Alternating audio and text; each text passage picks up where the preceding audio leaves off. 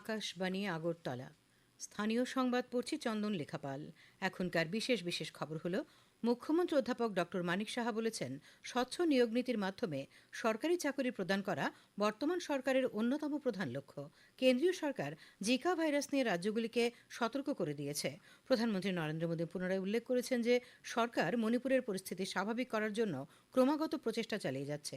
রাজ্যভিত্তিক senior ক্রিকেটের elite গ্রুপের ফাইনালে আগামীকাল মোহনপুর ও উদয়পুর মুখোমুখি হবে। এবারে আসছে বিস্তারিত সংবাদে। মুখ্যমন্ত্রী অধ্যাপক ডক্টর মানিক সাহা বলেছেন, স্বচ্ছ নিয়োগ নীতির মাধ্যমে সরকারি চাকরি প্রদান করা বর্তমান সরকারের অন্যতম প্রধান লক্ষ্য। যারা যোগ্য তারা যাতে কোনো মতেই বঞ্চনার শিকার না হন সেদিকে নজর রেখে কাজ করে চলেছে সরকার। আজ অরুন্ধতী নগর পঞ্চায়েতিরাজ ট্রেনিং ইনস্টিটিউটের CDPO ICDS supervisor PA2 panchayat নির্বাহী অফিসার পদে যোগ্য প্রার্থীদের মধ্যে অফার লেটার বিতরণ অনুষ্ঠানে তিনি কথা বলেন। অফারপ্রাপ্তরা নিজেদের কাজ দায়িত্বের সঙ্গে পালন করবেন বলে আশা ব্যক্ত করেন মুখ্যমন্ত্রী। তিনি বলেন, গত 2018-2019 অর্থবছর থেকে শুরু করে 2023-2024 অর্থবছর পর্যন্ত গ্রুপ ABCD সব মিলিয়ে মোট 13,661 জনকে বিভিন্ন দপ্তরে সরকারি চাকরি প্রদান করেছে রাজ্য সরকার। অনুষ্ঠানে মুখ্যমন্ত্রী সহ অন্যান্য অতিথিরা মোট 473 জনকে বিভিন্ন দপ্তরের অফার লেটার বিলি করেন। অনুষ্ঠানে বিধায়ক মীনারানী সরকার, মুখ্য সচিব JK সিনহা, তথ্য সংস্কৃতি দপ্তরের সচিব PK চক্রবর্তী, সমাজ কল্যাণ ও সমাজ শিক্ষা দপ্তরের সচিব তাপস রায় সহ বিভিন্ন দপ্তরের আধিকারিকরা উপস্থিত ছিলেন।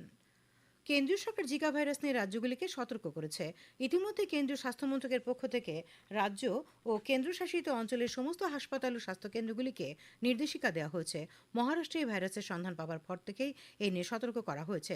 বিশেষ করে গর্ভবতী মহিলারা যাতে জিকা ভাইরাসে আক্রান্ত না হন সেদিকে খেয়াল রাখতে বলা হয়েছে। কেন্দ্রীয় স্বাস্থ্য মন্ত্রকের নির্দেশিকায় জানানো হয়েছে, যাতে এডিস মশার হাত থেকে রক্ষা পাওয়া যায় তার সমস্ত ব্যবস্থা নিশ্চিত করতে হবে। সমস্ত আবাসিক এলাকা, কর্মস্থল, স্কুল, নির্মীয়মান বাড়ি, বিভিন্ন প্রতিষ্ঠানগুলিতে যাতে মশার উপদ্রব না থাকে সেদিকেও লক্ষ্য রাখতে বলা হয়েছে। কারামন্ত্রী শান্তনু চাকমা জানিয়েছেন, কারা আবাসিক ও তাদের পরিবারের সুবিধার জন্য মুলাকাত ওয়েব পোর্টাল চালু করা হয়েছে। এই বিষয়ে আগরতলায় সরকারি অতিথিশালায় এক কর্মশালার উদ্বোধন করে শ্রীমতী চাকমা বলেন, কারা আবাসিকদের সঙ্গে তাদের পরিবারের সদস্যদের ভিডিও কনফারেন্সের মাধ্যমে সাক্ষাতের সুবিধা দেওয়ার লক্ষ্যে শুরু হয়েছে মুলাকাত ওয়েব পোর্টাল। তিনি আশা প্রকাশ করেন, এই প্রক্রিয়া কারাগারগুলির সুরক্ষার দিক দিয়ে ইতিবাচক উদ্যোগ। কর্মশালায় IG প্রেসিডেন্ট শুভাশিস দাস জানান, রাজ্যের 12টি কারাগারে এই পোর্টালের সুবিধা পাওয়া যাবে। যুব বিষয়ক ও ক্রীড়ামন্ত্রী টিঙ্কু রায় আজ সকালে কৈলাসহর সার্কিট হাউস চত্বরে এক মেগা রক্তদান শিবিরের উদ্বোধন করেন। ঊনকোটি জেলা প্রশাসন ও সিভিল সার্ভিস অফিসার্স অ্যাসোসিয়েশন যৌথভাবে এই শিবিরের আয়োজন করে। উদ্বোধকের ভাষণে মন্ত্রী টিঙ্কু রায় রক্তদানের মতো মহোদ্দানের গুরুত্ব ও তাৎপর্য নিয়ে আলোকপাত করেন। তিনি বাল্যবিবাহ, পিতামাতার প্রতি অবহেলা প্রভৃতি সামাজিক ব্যাধি দূর করতে সকলের সম্মিলিত প্রয়াস সৃষ্টির উপর গুরুত্ব আরোপ করেন। অনুষ্ঠানে বক্তব্য রাখেন ঊনকোটি জেলা পরিষদের সভাধিপতি অমলেন্দু দাস, জেলা শাসক দিলীপ কুমার চাকমা, অতিরিক্ত জেলা শাসক দশরথ দেববর্মা, CMO ডক্টর শীর্ষেন্দু চাকমা প্রমুখ। আজকের রক্তদান কর্মসূচিতে 70 জন স্বেচ্ছায় রক্তদান করেন। এই উপলক্ষে আজ বিধায়ক এলাকা উন্নয়ন তহবিল থেকে প্রদত্ত অর্থে ক্রয় করা একটি অ্যাম্বুলেন্স কৈলাসহরের কণিকা মেমোরিয়াল প্রাথমিক স্বাস্থ্যকেন্দ্র কর্তৃপক্ষের কাছে প্রদান করেন মন্ত্রী টিঙ্কু রায়। শিশুদের মধ্যে মাদকদ্রব্যের অপব্যবহার, অবৈধ পাচার বিষয়ক যৌথ কর্মপরিকল্পনা বাস্তবায়নের সাফল্য এবং শিশু অধিকার সংরক্ষণের জন্য national commission for protection of child rights রাজ্যের মধ্যে সর্বোচ্চ কৃতিত্ব সম্পন্ন জেলা হিসেবে খোয়াই জেলাকে সম্মান জানিয়েছে। গত রবিবার মাদকদ্রব্যের অপব্যবহার এবং অবৈধ পাচার বিরোধী আন্তর্জাতিক দিবস উপলক্ষে আয়োজিত একটি অনুষ্ঠানে কেন্দ্রীয় স্বরাষ্ট্র দপ্তরের প্রতিমন্ত্রী নিত্যানন্দ রায় খোয়াই জেলার জেলাশাসক চাঁদনী চন্দ্রনকে জেলার সাফল্যের জন্য অভিনন্দন জানানোর পাশাপাশি সম্মাননা জ্ঞাপন করেন। অনুষ্ঠানে খোয়াই জেলার জেলাশাসকের হাতে একটি ট্রফি এবং মানপত্র তুলে দেওয়া হয়। জেলাশাসক চাঁদনী চন্দ্রন এই বিষয়ে আরও জানান, ये अवार्ड जो खोवाई को मिला है वो डिस्ट्रिक्ट का परफॉर्मेंस बहुत अलग अलग तरीके में अच्छा हुआ है, इसलिए मिला है। खोवाई डिस्ट्रिक्ट ने 2023 नवंबर में honourable chief minister Shri Manik Saha का हाथ से यहाँ पे चेष्टा नाम का एक प्रकल्प का उद्बोधन हुआ था। तो चेष्टा में हम लोग स्कूल गोइंग और आउट ऑफ स्कूल चिल्ड्रन का चाइल्ड मैरिज रोकने के लिए एक इनिशिएटिव लिया था। उसके साथ साथ वो ड्रग्स का सीजर जो इंक्रीज हुआ है डिस्ट्रिक्ट में, और उसके साथ मेडिकल स्टोर्स है वो बड़ा वाला, उसमें CCTV लगाने का प्रकल्प, और यहाँ पे जो बालिका मंच और नशा का विरुद्ध प्रभारी क्लब उसका भी फंक्शनिंग, ये सब चीज़ का ऊपर खोवाई डिस्ट्रिक्ट को NCPCR ने बेस्ट परफॉर्मिंग डिस्ट्रिक्ट का अवार्ड मिला था। খবর প্রচারিত হচ্ছে আকাশবাণীর আগরতলা কেন্দ্র থেকে। প্রধানমন্ত্রী নরেন্দ্র মোদী পুনরায় উল্লেখ করেছেন যে সরকার মণিপুরের পরিস্থিতি স্বাভাবিক করার জন্য ক্রমাগত প্রচেষ্টা চালিয়ে যাচ্ছে। রাজ্যসভায় সংসদের যৌথ অধিবেশনে রাষ্ট্রপতি দ্রৌপদী মুর্মুর ভাষণে ধন্যবাদ প্রস্তাবের জবাবে প্রধানমন্ত্রী আজ জোর দিয়ে বলেন যে মণিপুরে শান্তি ও সৌহার্দ্য নিশ্চিত করতে কেন্দ্রীয় ও রাজ্য সরকার সমস্ত অংশীদারদের সঙ্গে আলোচনা করছে। তিনি বলেন, স্বরাষ্ট্রমন্ত্রী নিজেই মণিপুরে উপস্থিত থেকে শান্তির প্রচেষ্টায় নেতৃত্ব দিয়েছেন। তিনি সংসদকে জানান যে এখন মণিপুরে স্কুল, কলেজ, অফিস এবং অন্যান্য প্রতিষ্ঠান স্বাভাবিকভাবেই চলছে। প্রধানমন্ত্রী বর্তমানে মণিপুরের কঠিন বন্যা পরিস্থিতি নিয়ে উদ্বেগ প্রকাশ করেন। তিনি জানান, বন্যার ত্রাণ কার্যের জন্য এনডিআরএফের 2টি বাহিনী মোতায়েন করা হয়েছে এবং কেন্দ্রীয় সরকার ত্রাণ কার্যে রাজ্য সরকারের সঙ্গে ঘনিষ্ঠভাবে কাজ করছে। কংগ্রেসকে সংবিধানের সবচেয়ে বড় বিরোধী বলে কটাক্ষ করেন প্রধানমন্ত্রী। প্রধানমন্ত্রী বলেন যে জনগণ এনডিএকে পুনরায় ক্ষমতায় ফিরিয়ে এনেছে, কারণ ক্ষমতাসীন ব্যবস্থার দ্বারা সংবিধান সুরক্ষিত হবে বলে জনগণের আস্থা রয়েছে।